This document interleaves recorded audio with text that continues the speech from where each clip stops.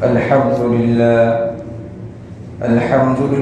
نحمده ونستعينه ونستغفره ونعوذ بالله من شرور أنفسنا ومن سيئات أعمالنا من يهده الله فلا مضل له ومن يضلله فلا هادي له ونشهد أن لا إله إلا الله وحده لا شريك له ونشهد أن سيدنا ونبينا ومولانا محمدا عبده ورسوله صلى الله تعالى عليه وعلى آله وأصحابه وبارك وسلم تسليما كثيرا أما بعد فأعوذ بالله من الشيطان الرجيم بسم الله الرحمن الرحيم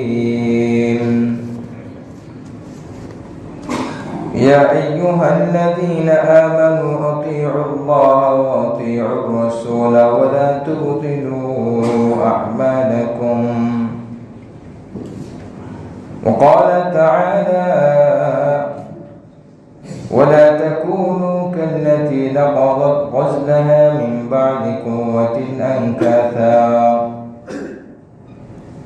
وقال رسول الله صلى الله عليه وسلم واعلموا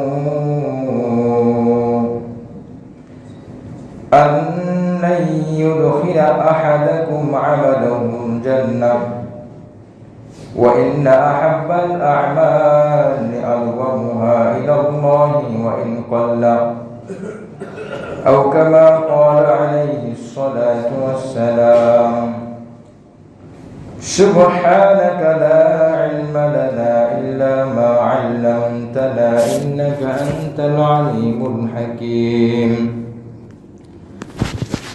اللهم أنت ربي لا إله إلا أنت خلقتني وأنا عبدك وأنا على عهدك ووعدك ما استطعت أعوذ بك من شر ما صنعت أبوء لك بنعمتك علي وأبوء بذنبي فاغفر لي فإنه لا يغفر الذنوب إلا أنت একবার দরুদ শরীফ পড়ি আল্লাহুম্মা সাল্লি আলা মুহাম্মাদিন ওয়া আলা আলি মুহাম্মাদ কামা সাল্লাইতা আলা ইব্রাহিম ওয়া আলা আলি ইব্রাহিম ইন্নাকা হামিদুম মাজিদ اللهم بارك على محمد وعلى آل محمد كما باركت على إبراهيم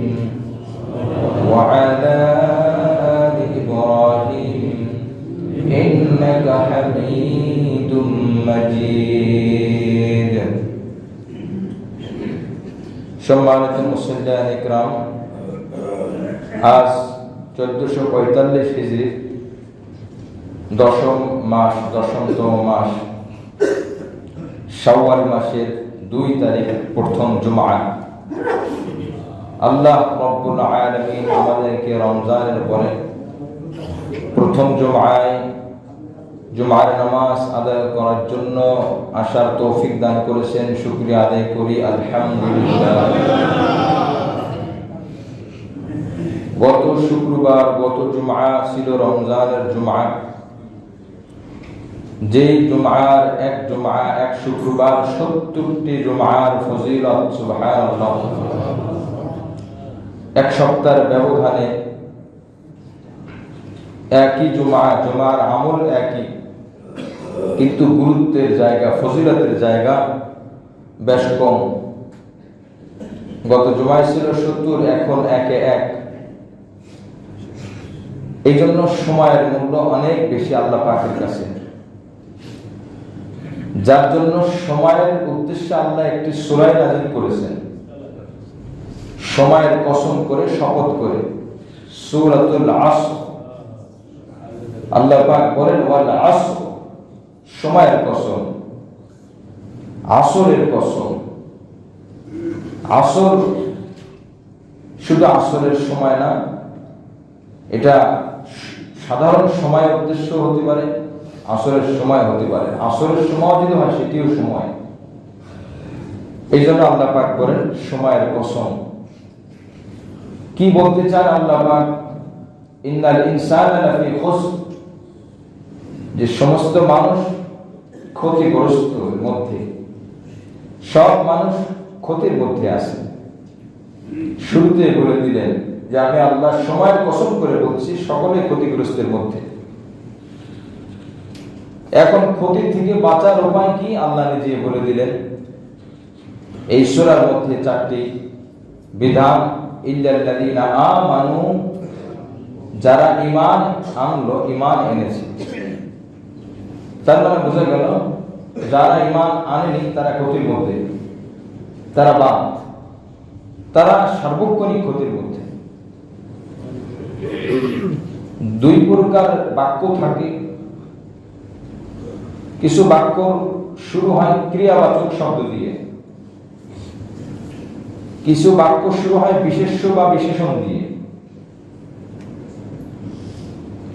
ব্যাকরণে, আরবি ভাষার ব্যাকরণে ক্রিয়াবাচক যে বাক্য, কালবাচক যে বাক্য, সেটি সময়ের সাথে নির্দিষ্ট।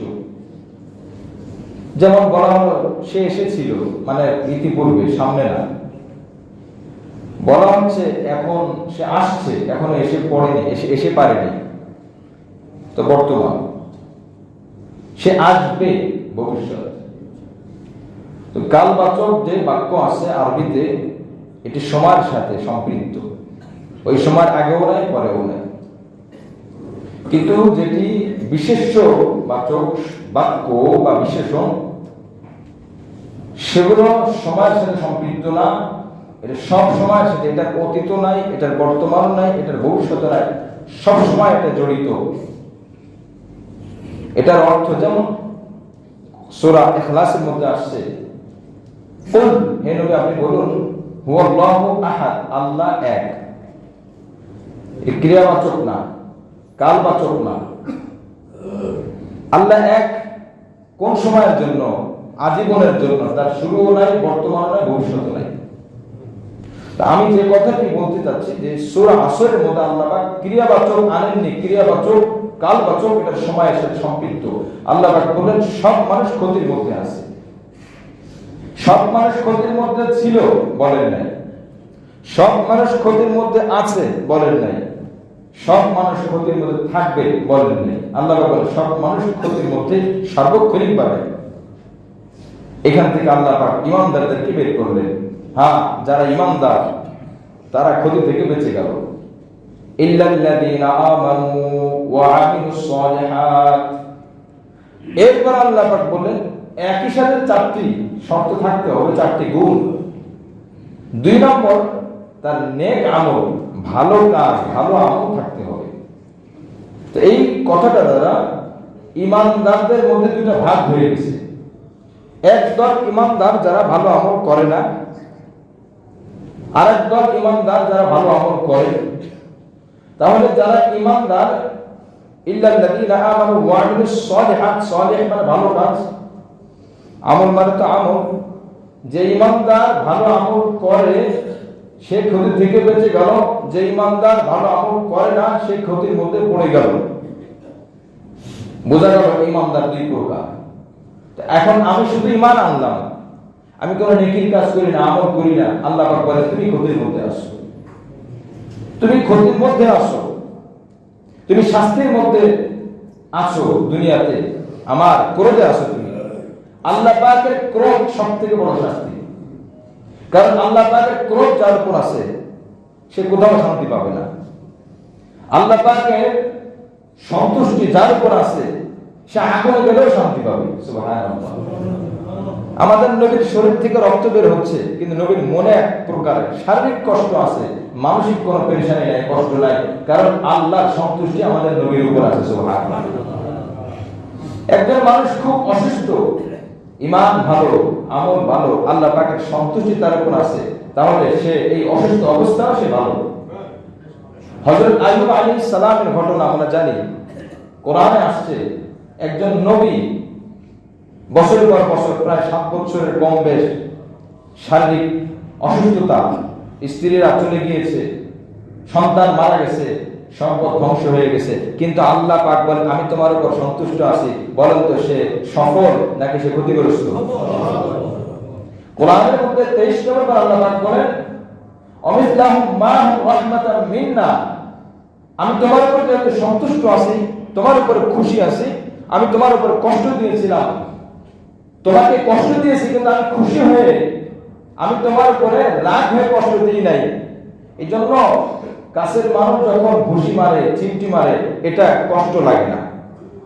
শত্রু যখন কি বলে, কাছের মানুষ যখন কষ্ট দিয়ে ফুলের টোকা দেয়, এটা বহুত কষ্ট লাগে। তো আল্লাহ পাকের এই পরীক্ষা, এটা কষ্ট না, যেহেতু তার উপর সন্তুষ্ট আছে। তো আল্লাহ পাক বলেন আমি সন্তুষ্টির ফজিলত কি জানো? তোমাকে আমি কষ্ট দিয়েছি, আমি সন্তুষ্ট আছি তোমার উপরে। অমিল্লাহুম মা'হুম রাহমাতাম মিন্না, তোমার যে সম্পদ চলে গিয়েছে, তোমার সন্তান সন্ততি মারা গিয়েছে, তোমার স্ত্রীরা চলে গিয়েছে, আমি এর দ্বিগুণ সম্পদ আগে যা ছিল তার দ্বিগুণ, সন্তান আগে যা ছিল তার দ্বিগুণ, তোমার শরীরের যে পরিমাণ আগে সুস্থতা ছিল তার থেকে আর দ্বিগুণ সুস্থতা আমি তোমাকে, আমি আল্লাহ তোমাকে দান করলাম। সুবহানাল্লাহ। কোরআনে আল্লাহ পাক বলছেন যে হারায়, আল্লাহ যদি তার উপর সন্তুষ্ট থাকে, সে হারিয়েও বিজয়ী। নবী আলাইহিস সালাম কোন কোন যুদ্ধে সাময়িক পরাজয় বরণ করেছেন, কিন্তু এর মধ্যে বিজয়। কাফেররা কোন কোন যুদ্ধে বিজয় হয়েছে, তার মধ্যে পরাজয়, কারণ তার উপর আল্লাহ পাক সন্তুষ্ট নাই। মুআজ্জাজ হাজিরিন, হযরত ইয়াকুব আলাইহিস সালাম তার সন্তান ইউসুফ আলাইহিস সালাম নিখোঁজ, কষ্ট, আল্লাহ পাক পরীক্ষা করলেন, বিপদ দিলেন, কিন্তু আল্লাহ পাক বলে এখন আমি তোমার উপরে খুশি আছি। কিছুদিন পরে বিনিয়ামিন, ইউসুফ আলাইহিস সালামের ছোট ভাই, তাকেও আটকে রাখা হলো, মিশর থেকে তাকে ফেরত দেওয়া হলো না। বাকি 11 ভাইয়েরা বললেন যে আজিজ মিশর, সে ধরে রাখছে, একটা ছোট অপরাধ পাওয়া গেছে, আমরা আনতে পারি নাই। ইয়াকুব আলাইহিস সালামের আগে কষ্ট ছিল ইউসুফ আলাইহিস সালামকে হারানোর বেদনা, কাঁদতে কাঁদতে চোখ সাদা হয়ে গেছে, চোখে দেখতেন না। এখন তার আরেক প্রিয় সন্তান বিনিয়ামিন, সেও আটক, অনেক দূরে, যেখান থেকে আনা এত সহজে সম্ভব না। নবীর কষ্ট আরো বেড়ে গেছে, কিন্তু আল্লাহ পাক বলেন আমি তোমার উপর খুশি আছি। মহান রব্বুল আলামিন বলেন দেখো আমি তোমার উপর খুশির কারণে তোমার সন্তান হারিয়েছে, 2 সন্তানকে আমি জীবিত অবস্থায় না শুধু তোমার কাছে ফেরত দিলাম, এবং তাকে দুনিয়া এবং আখিরাত তাকে নবী বানিয়ে আমি তোমার কাছে ফেরত দিলাম। সুবহানাল্লাহ। এটাই হলো বড় বিষয়। ইব্রাহিম আলাইহিস সালামকে সন্তান জবাই করতে গিয়েছে, ইসমাঈল আলাইহিস সালামকে জবাই করতে গিয়েছে, আল্লাহ বলেন আমি কিন্তু খুশি আছি তোমার উপরে, কিন্তু বিপদ আমি আল্লাহ দিয়েছি। জবাই হয়েছে বলেন? হয় নাই। আল্লাহ পাক বান্দাকে, যে বান্দা প্রিয় হয়, ওই বান্দাকে আল্লাহ পাক যদি পরীক্ষায় ফেলেন, সে অনুভব করে এটা আমার রবের পক্ষ থেকে আমার উপর পরীক্ষা, কিন্তু আমি আল্লাহকে সন্তুষ্ট করতে পারলাম না। মুআজ্জাজ হাজিরিন, এইজন্য আল্লাহ পাকের সন্তুষ্টি বান্দা যখন অর্জন করবে, সে হেরে গিয়েও জিতে যাবে। যখন আল্লাহ পাকের সন্তুষ্টি তার থাকবে না, সে যদি জিতে যায় তবুও সে হেরে যাবে। এই জন্য ইমানদার 2 প্রকার, এক আমলওয়ালা, 2 নম্বর আমল ছাড়া। যারা আমল ছাড়া, আল্লাহ পাক বলেন তুমি ইমানদার কিন্তু আমল নাই, আমি আল্লাহ কসম করে বললাম এই সময়ের কারণে তুমি ক্ষতিগ্রস্তের মধ্যে আছো। 3 নম্বর ইল্লাল্লাযীনা আমানু ওয়া আমিলুস সালিহাত ওয়া তাওয়াসাউ বিল হক। 1 নম্বর ইমানদার যদি হয়ে যাও, আমার সন্তুষ্টি তোমার উপরে কোনো ক্ষতি হবে না। 2 নম্বর তোমার উপরে আমল আছে, তোমার মধ্যে আমল পাওয়া যায়, আমি আল্লাহ তোমার উপরে খুশি আছি, তুমি কোনো ক্ষতিগ্রস্তের মধ্যে না। 3 নম্বর ওয়া তাওয়াসাউ বিল হক, হক কথাগুলো বলতে থাকো, হক কথাগুলো প্রচার করতে থাকো, হকের উপর অটল থাকো।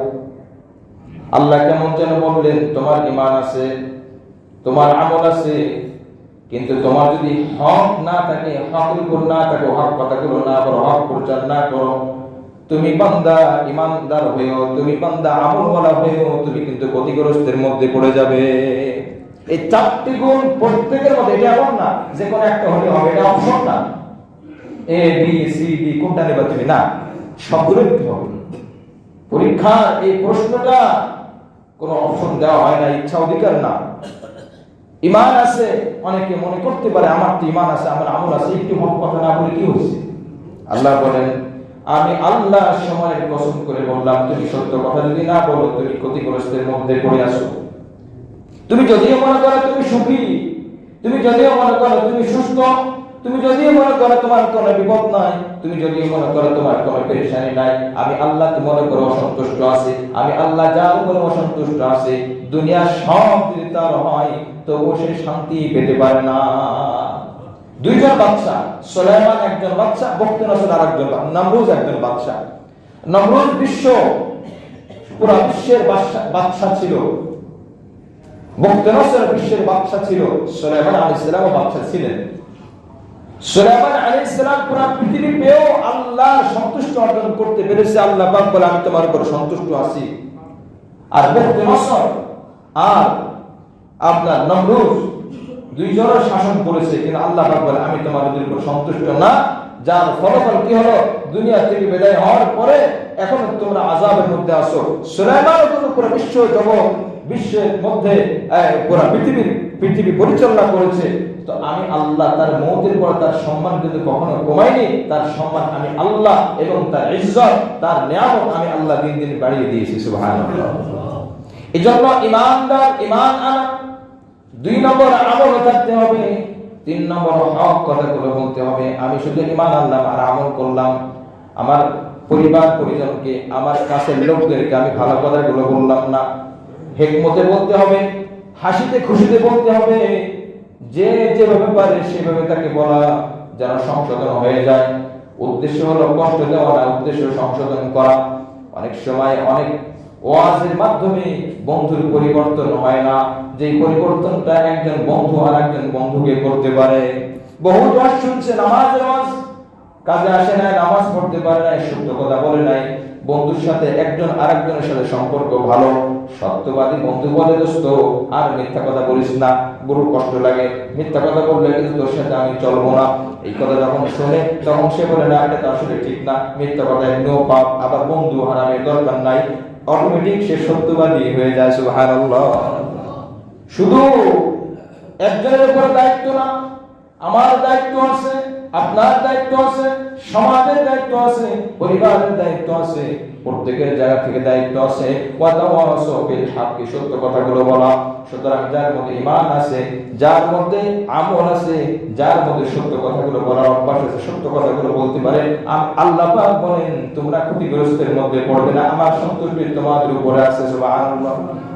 আরেকটা কাজ আল্লাহ পাক বলেন, আরেকটা কাজ করতে হবে, এটা অনেক কঠিন না। ঈমান আনা সহজ, আমল করা মোটামুটি সহজ, হক কথাগুলো বলা কিন্তু অনেক কঠিন। কারণ ঈমান নিজের সাথে সম্পর্ক, ঈমান নিজের মধ্যে জড়িত, আমল নিজের মধ্যে জড়িত, হক নিজের মধ্যে জড়িত, অন্য জায়গায় বাস্তবায়ন করা। নিজে না খেয়ে থাকা যায়, আর একজনকে না খেয়ে থাকার প্রতিবাদ করা এতটা সহজ না। আল্লাহ পাক বলেন, ঈমান আনার পরে নেক আমল করতে হবে 2 নম্বর, 3 নম্বর হক কথাগুলো বলতে হবে, 4 নম্বর ওয়াতাওয়াসাউ বিস সবর, তুমি সদা সর্বদা ধৈর্যের উপরে থাকবে। হক কাজ যখন করতে যাবে তোমার উপরে বাধা আসবে, তোমার উপরে বিপদ আসবে, কিছুটা কষ্ট আসবে, ওই কষ্টের সময় তুমি সবর ইখতিয়ার করবে, সবর অর্জন করবে।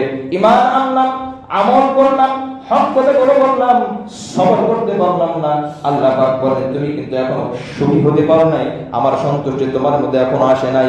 বান্দা তুমি সবর অর্জন করো, ধৈর্য ধারণ করো। বান্দা বললেন, হ্যাঁ আমি ধৈর্য ধারণ করলাম। আল্লাহ এখন বললেন, শোনো, আমি বলেছি সমস্ত মানুষ ক্ষতিগ্রস্তের মধ্যে আছে, আমার সময়ের কসম করে বলেছি, সময়ের কারণে সমস্ত মানুষ ক্ষতিগ্রস্তের মধ্যে। তবে চার ধরনের গুণ যাদের মধ্যে পাওয়া যায়, ওই বান্দা সে ঈমান পরিপূর্ণ করলো, বান্দা আমল সুন্দর করলো, বান্দা হক কথাগুলো বলতে থাকলো, বান্দা সবর করলো। পৃথিবীর যত মানুষ যা কিছু বলুক বা না বলুক, তাকে ভালো বলুক আর মন্দ বলুক, যেহেতু তার মধ্যে ঈমান আছে, যেহেতু তার মধ্যে ভালো আমল আছে, যেহেতু সে সত্য কথা বলার অভ্যাস আছে, মানুষকে শিখাইতে পারে, মানুষকে বলতে পারে। 4 নম্বর, ধৈর্য ধারণ করতে পারে। আল্লাহ পাক বলেন ইল্লাল্লাযীনা আমানু, যেহেতু তোমার মধ্যে 4 গুণ আছে, আমি আল্লাহ তোমাকে ক্ষতিগ্রস্ত বান্দার কাতার থেকে নামটা কেটে ভালো বান্দাদের কাতারে নিয়ে আসলাম। সুবহানাল্লাহ। এই সূরা শেষ।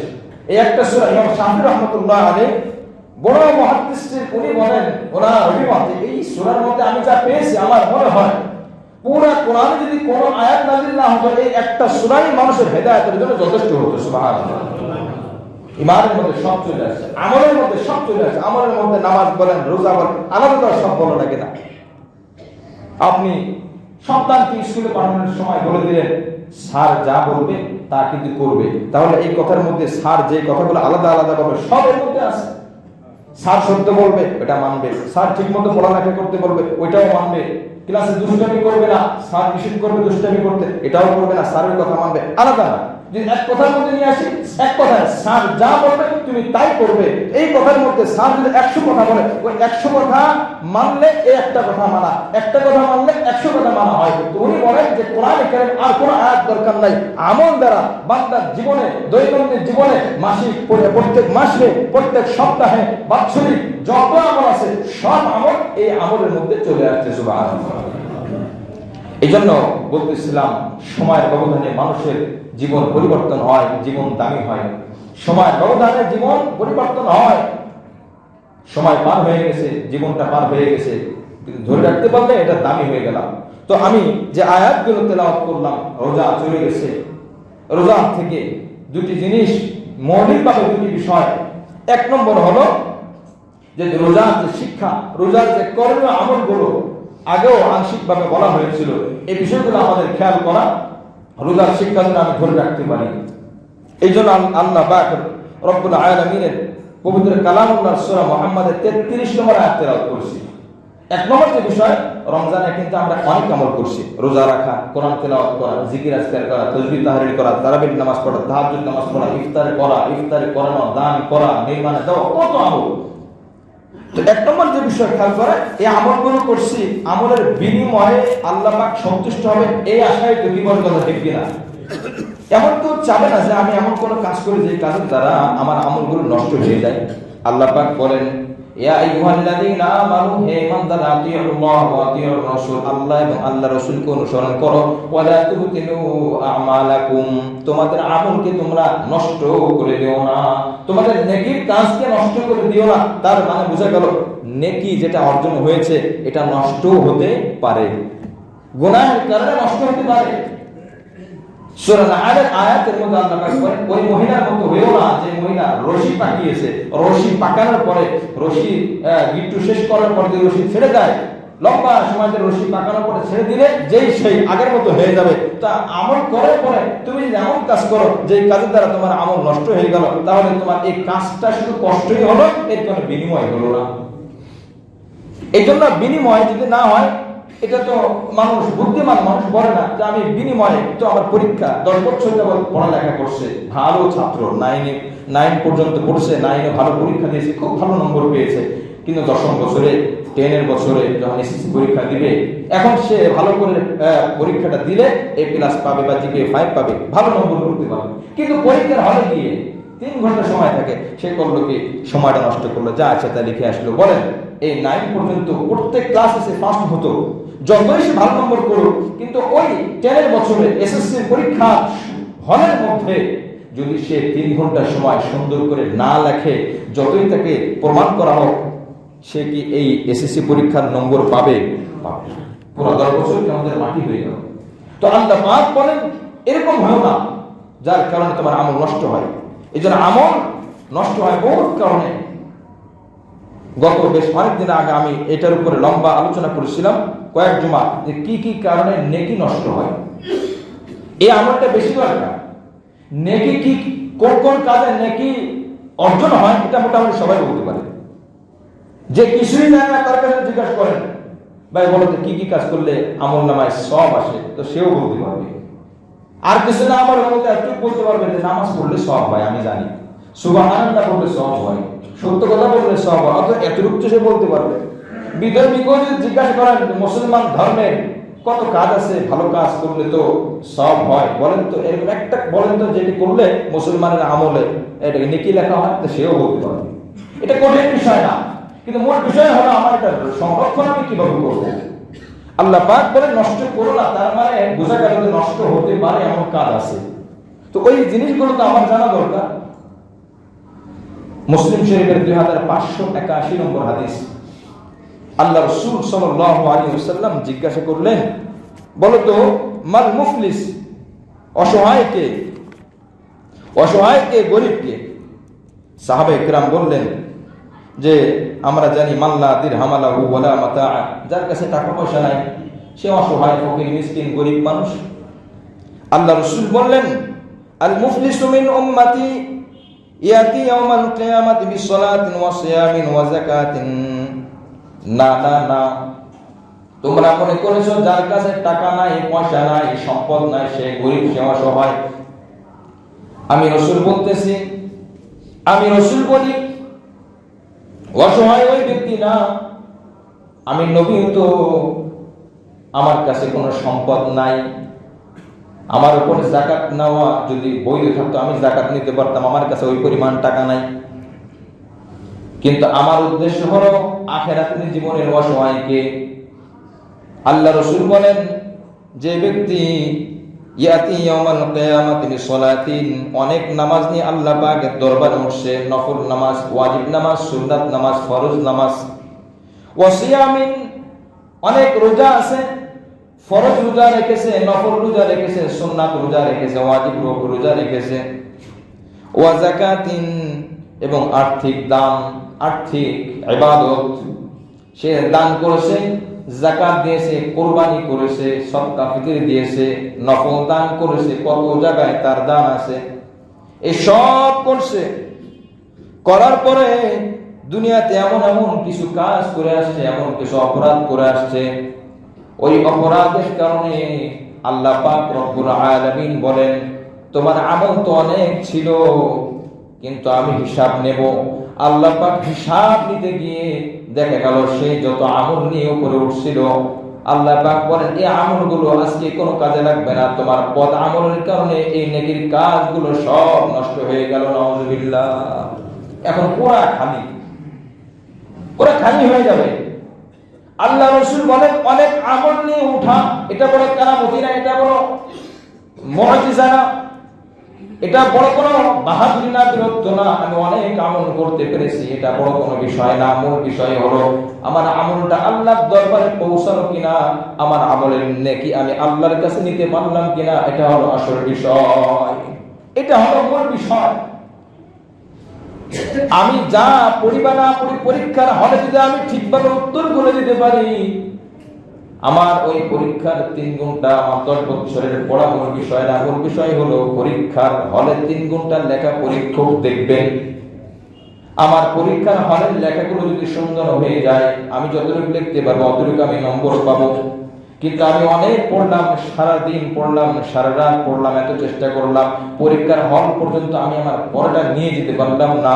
আমার পরীক্ষার হল থেকে বের হতে হবে, খালি হাতে ঢুকলাম, খালি হাতে ফেরত আসলাম। তো আল্লাহ রাসূল বলেন সে হলো গরীব, অনেক নেকি নিয়ে আসছে, আমল নিয়ে আসছে, ওই আমলগুলো সে রাখতে পারে না। সেগুলো কি কি এটা জানা দরকার। আল্লাহ পাক রব্বুল আলামিন আমাদেরকে জেনে আমল করার তৌফিক দান করেন, ওই কাজগুলো থেকে যেন আমরা বাঁচতে পারি। এদের খুবই গুরুত্বপূর্ণ, যদি সম্ভব হয় একজন আলেমের মোবাইলে আমি ওই হাদিসটা 2581 নম্বর হাদিস মুসলিম শরীফের ওনার প্রোফাইলে আমি দেখলাম ওই হাদিসটা দেওয়া। যতবার যে দেখবে, যে জানবে, আরবি যে জানে, তো হাদিসটা দেখলে মনে পড়বে হায় হায় এই কাজে তো আমল নষ্ট হয়ে যায়। নামাজের ফজিলত লেখা দরকার নাই, রোজার ফজিলত লেখা দরকার নাই, এটা সবারই কম বেশি জানা আছে, কিন্তু কি কি কারণে আমল নষ্ট হয় এটা যদি সম্ভব হয় ঘরের সামনে টানিয়ে রাখা, আমি ঘরে ঢোকার সময় ঢুকে একবার দেখবো, বের হওয়ার সময় আরেকবার দেখবো যে এই কাজগুলো আমি এখন ঘর থেকে বের হবো, বাইরে যাওয়ার পরে যেন এই কাজগুলো না হয় যে এই কাজের দ্বারা আমার আমল নষ্ট হয়ে যায়। আবার ঘরে যখন ঢুকবো, ঢুকার পরে চিন্তা করবো দেখি ওই কাজগুলো হয়েছে কিনা, যে কাজের দ্বারা আমার আমল নষ্ট হয়, নেকি কাটা হয়, তো মিলাবো, মিলানোর পর আল্লাহর কাছে মাফ চাবো, বা যা করা দরকার তাই করবো। আল্লাহ পাক তৌফিক দান করলে ওই কথাগুলো ইনশাআল্লাহ বলা হবে। 2 নম্বর, তো 1 নম্বর যে কথাগুলো বললাম যে আমল নষ্ট না করা। 2 নম্বর, পথ ভ্রষ্টতা। রমজান হেদায়েতের মাস ছিল, হেদায়েত গ্রহণ করেছি, এখন যেন হেদায়েত নষ্ট না করি। আমি যা যা গ্রহণ করেছি এটা যেন আমি ধরে রাখতে পারি। মানুষ যদি ইমানের পরে ইমান বিক্রি করে, ইমান নষ্ট করে দেয়, আল্লাহ পাক বলেন ওমাই ইয়াকফুর বিল ঈমানি ফাকাদ হাবিতা আমালু, ইমানের পর যে কুফর মিলিয়ে ফেলেছে তার জীবনের সব আমলগুলো বরবাদ। 1 কেজি পানির মধ্যে যদি নাপাক 1 ফোঁটা মিলিয়ে দেওয়া হয়, হিসাব নাপাক পানি, 1 ফোঁটা নাপাক পানি 1000 গ্রাম পানির মধ্যে মিলালে পুরো পানি কিন্তু নাপাক হয়ে যায়। ইমানের সাথে যেন কুফরি না মেলে আল্লাহ পাক বলেন। এই জন্য হিদায়াত গ্রহণ করা, বালআম বিন বাউরা যা দোয়া করতো তা সেই দোয়া কবুল হতো। এলাকার লোক আসছে, চাস্তো ভাইরা আসছে যে মুসার বিরুদ্ধে দোয়া করো। মুসা আমাদের সাথে যুদ্ধ করতে চায় আল্লাহর হুকুমে, মুসা যদি যুদ্ধ করে আমরা হেরে যাব, আমাদের বিপদ সব ধ্বংস হয়ে যাবে। বালআম তাফসীরের মধ্যে আসছে এমন আল্লাহর ওলি, আল্লাহর খাঁটি বান্দা, যেই দোয়া করতো সেই দোয়া কবুল হতো। সুবহানাল্লাহ। সে বলে না, আমি এটা করতে পারবো না। অনেক লোক দেওয়া হলো, এক পর্যায়ে ফুসলিয়ে তার স্ত্রীকে রাজি করানো হলো। বালআম বলে এটা তো আমার পক্ষে সম্ভব না। যখন স্ত্রী তাকে ম্যানেজ করে ফেললো, এরপরে বদদোয়া শুরু করলো মুসা আলাইহিস সালামের বিরুদ্ধে। কিন্তু তাফসীর মধ্যে আসছে যখন বলে আল্লাহ মুসাকে পরাজয় দিয়ে দাও, সে যেন হেরে যায়, ঠিক ওই জায়গাটায় তার জাতির নাম চলে আসে, আল্লাহ আমার জাতিকে তুমি ধ্বংস করো, মুসাকে তুমি বিজয় করো। সুবহানাল্লাহ। সে বদদোয়া করতে চাচ্ছে এই মুসার বিরুদ্ধে সাল্লাল্লাহু আলাইহি ওয়াসাল্লাম, কিন্তু তার বদদোয়া চলে আসে কওমের বিরুদ্ধে। দোয়া করতে চাই কওমের পক্ষে, জাতির স্বজাতির পক্ষে, কিন্তু দোয়াটা চলে যায় মুসার পক্ষে। এলাকার লোক বললো ব্যাপারটা কি, আমরা তো হাদিয়া দিলাম আমাদের পক্ষে দোয়া করার জন্য, দোয়াটা উল্টা দিকে যায় কেন? বলে আর উল্টা দিকে যাওয়া আসলে কোনো গতি নাই, আমার এই জবানটা আমার নিয়ন্ত্রণে নাই, আল্লাহ পাক নিয়ন্ত্রণ করে নিয়েছে। আল্লাহ পাক বলেন আমি তোমাকে জবান দিয়েছিলাম, যেই দোয়া করবা তুমি সেই দোয়া আমি আল্লাহ কবুল করব। এই একটা নিয়ামত তোমার অর্জন হয়েছে, এটা কিন্তু আমি আল্লাহ দিয়েছি, কিন্তু এই নিয়ামতের অপব্যবহার করেছো তুমি। তোমার উচিত ছিল মুসার পক্ষে থাকা, মুসার পক্ষে দোয়া করা, মুসার সঙ্গ দেওয়া। তুমি মুসার বিরুদ্ধে বদদোয়া করেছো। যে আমি আল্লাহ তোমাকে দোয়া কবুল হওয়ার যোগ্যতা দিয়েছিলাম, আমি সেই আল্লাহ তোমার দোয়া কবুল হওয়ার যোগ্যতা ছিনিয়ে নিলাম। এই জন্য হেদায়েতের, এই যে রমজান থেকে যে হেদায়েত আমরা পেয়েছি, যে শিক্ষা পেয়েছি, শিক্ষাগুলো যেন পরিবর্তন করে না ফেলি। রমজান অনেক সময় মিথ্যা কথা মানুষ বলতে গিয়ে ঠোঁটের আগায় চলে আসছে, আবার ফিরিয়ে না, মিথ্যা কথা বলা যাবে না। এখন রমজান পার হয়ে গেছে না, রমজান তো চলে গেছে, এখন আমি মিথ্যা কথা বলি, এটা করা যাবে না। 3 নম্বর, শয়তান ধোঁকা দেওয়ার চেষ্টা করবে। শয়তানের এতদিন বাধা ছিল, এখন শয়তানের রাগ আর ক্ষোভ কিন্তু সব থেকে বেশি শাওয়াল মাস থেকে শুরু হয়। 1 মাস যাবত ফেরেশতারা সবসময় ভালো কাজ করে, কোনো সময় খারাপ কাজ করে না। শয়তান সব সময় খারাপ কাজ করে, সর্বদা খারাপ কাজ। ওর কথা খারাপ, ওর চলা খারাপ, ওর পরামর্শ খারাপ, ওর বুদ্ধি খারাপ, সবকিছু খারাপ। মানুষ একমাত্র কখনো ফেরেশতার আচরণ তার মধ্যে ঢুকে, কখনো শয়তানের আচরণ তার মধ্যে ঢুকে। যখন সে চিন্তা করে আখিরাত নিয়ে ভাবে, কোরআন নিয়ে ভাবে, আল্লাহর সাহায্য নেয়, তখন সে ফেরেশতার আচরণ, যে অভ্যাস, গুণ, বৈশিষ্ট্য, এটা ঢুকতে থাকে। আর যখন সে এগুলো ছেড়ে পিছনের দিকে চলে যায়, তখন শয়তানের যে অভ্যাস, এগুলো তার মধ্যে ঢুকে যায়।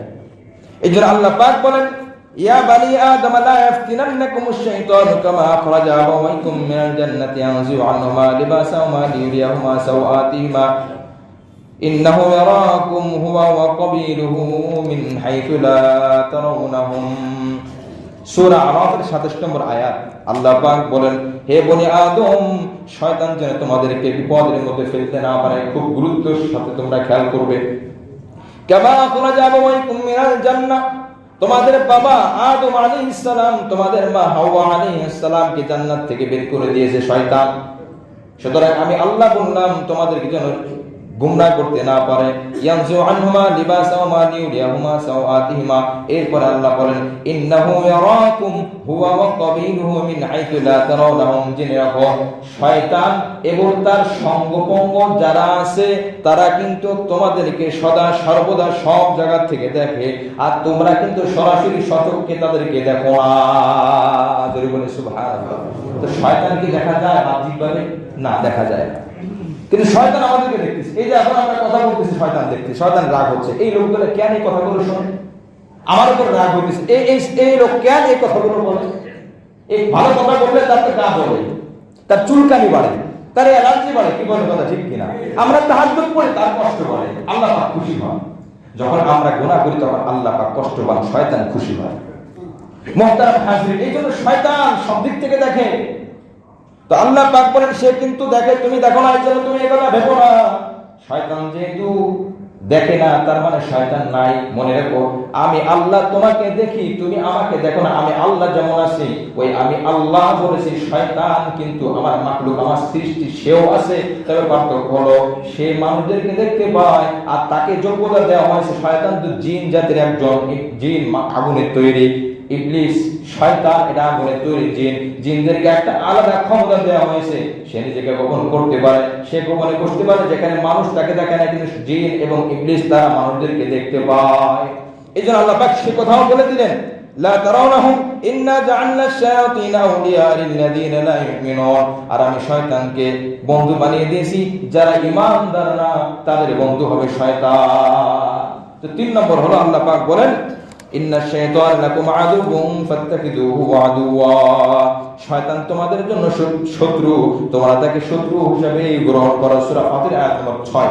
তো 3 নম্বর শয়তান থেকে সতর্ক থাকা। প্রত্যেকটা কাজ এবং কথা আমি যখন বলতে যাব আমি হিসাব করে বলবো, এই কথা দ্বারা শয়তান খুশি হয় না শয়তানের অ্যালার্জি বাড়ে, এই কাজ দ্বারা শয়তান খুশি হয় না শয়তানের চুলকানি বাড়ে। যদি শয়তানের চুলকানি বাড়ে আর শয়তানের অ্যালার্জি বাড়ে, বুঝে যাবে আল্লাহ এখানে খুশি আছেন। সুবহানাল্লাহ। এই জন্য এই বিষয়গুলো খেয়াল করা। 4 নম্বরে নামাজ ছাড়বো না। রমজান মাসে নামাজের একটা জোয়ার ছিল, ওই জোয়ারটা যেন ধরে রাখতে পারি। আল্লাহ পাক আমাদেরকে তৌফিক দান করেন, আমিন। বুখারী শরীফের মধ্যে 6464 নম্বর হাদিস, আল্লাহ রাসূল সাল্লাল্লাহু আলাইহি ওয়াসাল্লাম বলেন, মনে রেখো ওয়ালামু আল্লা ইউদখিলা আহাদাকুম আমালুহু আল জান্নাহ, তোমাদের আমল কিন্তু তোমাদেরকে জান্নাতে নিতে পারবে না। কি বলেন? আমাদের আমল কি আমাদের জান্নাতে নেওয়ার সেই শক্তি আছে? আমলের জান্নাতে নেবেন কি? আল্লাহ নেবেন। এই জন্য আমলের উপর ভরসা করো না, বাকি আমল তো ছেড়ে দেওয়া যাবে না। তবে আল্লাহ পাক বলেন ওয়া ইন্না আহাব্বাল আ'মালি আদওয়ামুহা ইলাল্লাহি ওয়া ইন ক্বাল্লা, আমি আল্লাহর কাছে ওই আমল বেশি পছন্দ যে আমল বান্দা ধারাবাহিকতার সাথে শহীদ করতে পারে।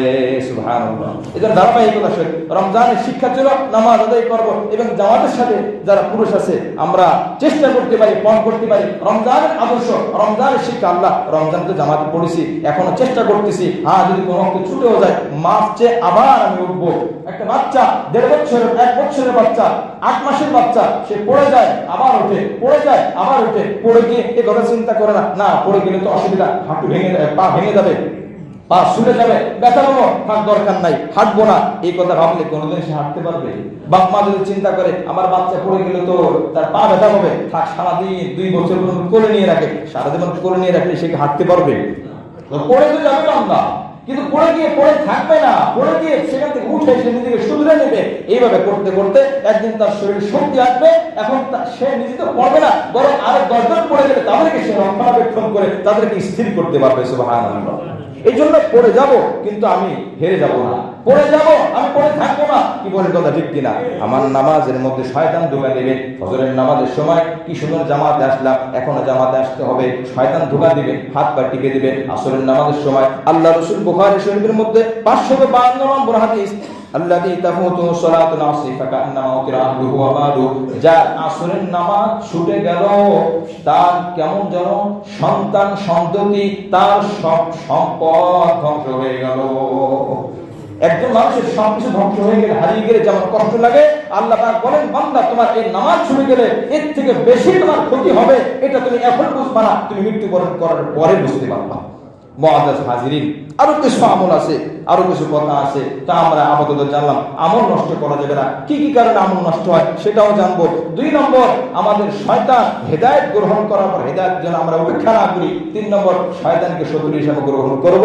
4 নম্বর, নামাজ, বিশেষ করে ফরজ নামাজ, নফল নামাজ আমরা যতটুকু পড়তে পারি, বিশেষ করে নফল নামাজের 5টা ওয়াক্ত আছে, তাহাজ্জুদ, ইশরাক, চাশত, জাওয়াল, আওয়াবিন। তাহাজ্জুদ শেষ রাতে, সাহাবীর শেষ সময়, তাহাজ্জুদের শেষ সময়, ইশরাক সূর্য ওঠার থেকে 15 মিনিট পরে, চাশতের নামাজ যেটাকে আরবিতে দোহা বলা হয়, দোহা মানে ইলা সাদা একটা সূরাই আছে, এই নামাজটি হয় আপনার সাধারণত 1:30 থেকে 9টার পরে 11:30টা পর্যন্ত সর্বোচ্চ। এরপরে জাওয়ালের নামাজ, যখন সূর্য পশ্চিম দিকে ঢলে পড়ে তখন জাওয়ালের নামাজ 4 রাকাত নামাজ আছে, প্রত্যেকটা নামাজের ফজিলত আছে। এরপর আওয়াবিন নামাজ, আমি রমজানে ইতিকাফে বসে এই একটা কাগজ তৈরি করেছি, এখানে আপনার এই সময় এবং ফজিলত এখনো কাজ কমপ্লিট হয়নি, আমি এটা ইনশাআল্লাহ তৈরি করে যারা বেশি করে ইতিকাফ ছিলেন তারাই আমলটা করেছেন, আমরাও আমলটা করতে পারি। আমার যখন সুযোগ আছে, হ্যাঁ 2 রাকাত নামাজ সুযোগ আছে, আমি 2 রাকাত নফল নামাজ পড়ব। আল্লাহ পাক যেন আমাদের সকলকে সারা জীবনটা আমলের উপরে উঠানোর, আমল করার তৌফিক দান করেন, আমিন। ওয়া মা তাওফীক ইল্লা বিল্লাহ।